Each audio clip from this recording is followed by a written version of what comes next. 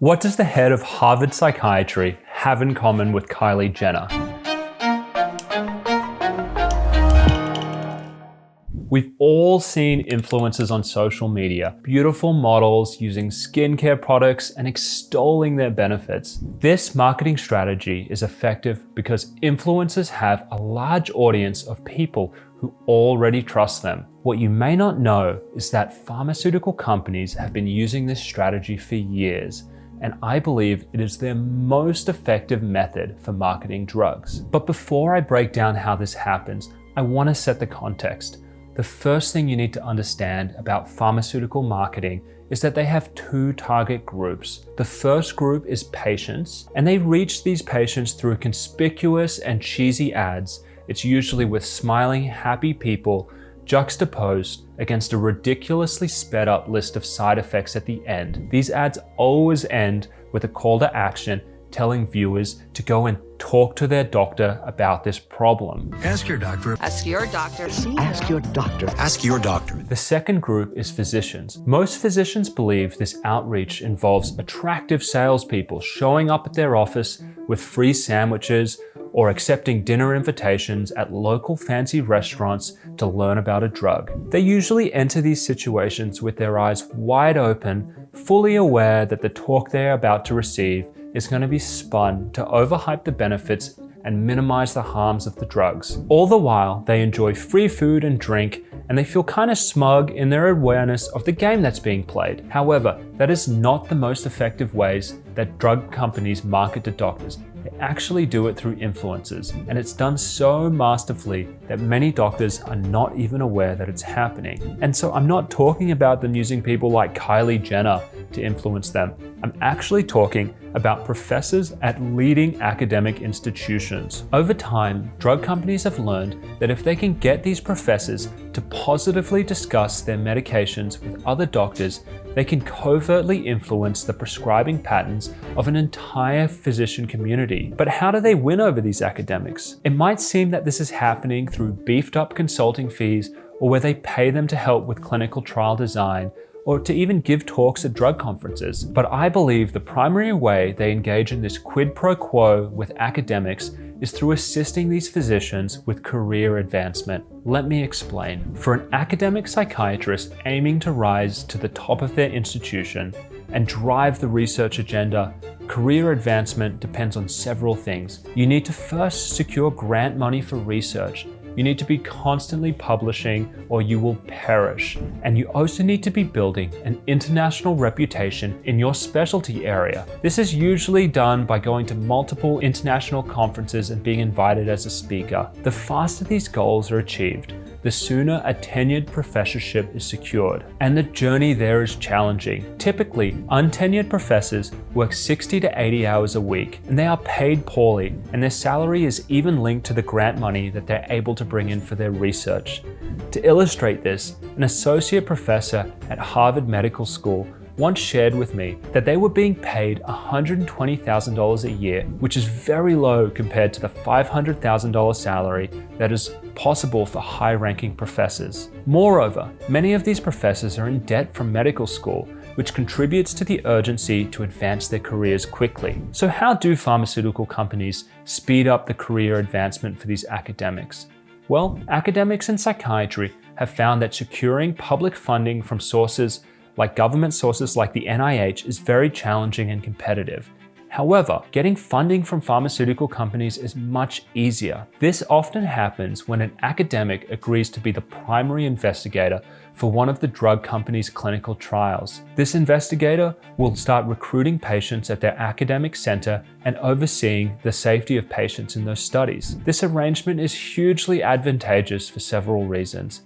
First, the academic doesn't need to invest any time in writing their own protocol. They just use the protocol from the drug company and then they implement it. Second, they receive administrative support from the drug companies for staffing and this spares them from doing a lot of the tedious administrative work that comes along with clinical research. And finally, they don't need to write the manuscript or deal with the publication process, as the medical writers from the drug companies will handle that while simply just sending them drafts to review and approve. Additionally, they are highly likely to get published in several high-tier journals, since these favor clinical trial research, and the drug companies do most of the heavy lifting to get the studies published there. Being published in a high-tier journal will greatly accelerate the career progression of an academic. Another perk is that these academics are often invited to discuss their clinical trial research at various global conferences, enhancing their international reputation and bolstering their CV. Ultimately, collaborating with Pharma becomes the easiest route to an incredibly competitive professorship. So how does this conflict of interest affect the medical community? A large part of it can be simply through the biased manuscripts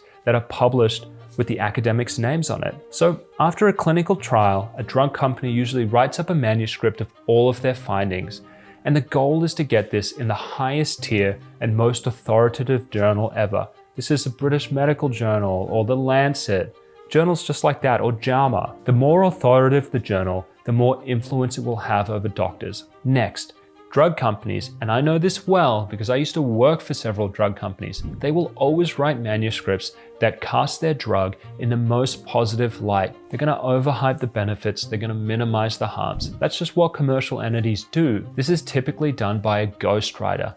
This is a medical writer who writes up the study results in a manuscript, taking feedback from the clinical and the marketing teams within the pharmaceutical company. Next, they start to collaborate with the academics who helped run the clinical trials, and then these academics lend their name to the manuscript.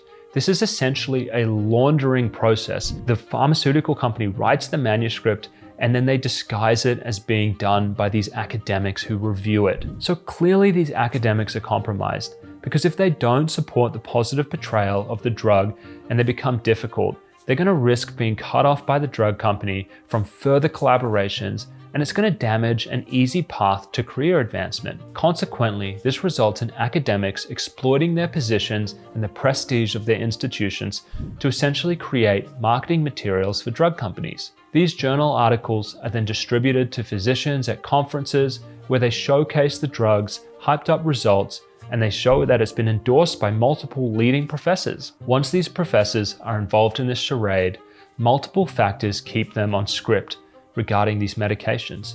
First, their names are already on the biased publications, and to oppose it would raise uncomfortable questions about their initial endorsement of the manuscript. These questions would strike at the heart of whether their actions are truly aligned with the truth and an accurate dissemination of information, or whether their actions were more self-serving and aligned more with careerism. Secondly, their peers, often other professors specializing in the same illness, are likely involved in the manuscript as well, and any criticism of the drug's portrayal might lead to ostracism by their peers, as it implies that their colleagues have endorsed biased scientific information. So what's the result of all of this? Well, ultimately the academics who engage in this quid pro quo relationship ascend to the top of their academic institutions, where they have huge influence over the prescribing practices of doctors in the community. They frequently discuss their drug development research in grand rounds, which is a weekly educational meeting open to all doctors in their community. They are often involved